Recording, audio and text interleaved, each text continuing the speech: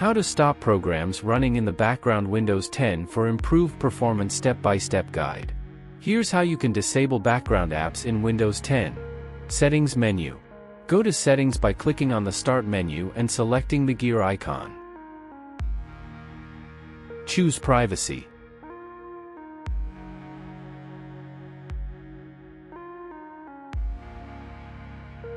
In the left-hand menu, select Background Apps.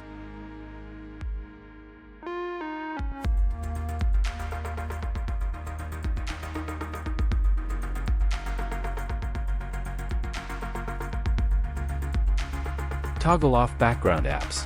You'll see a list of apps under. Choose which apps can run in the background. Toggle the switch to turn off background usage for all apps or select specific apps that you want to disable.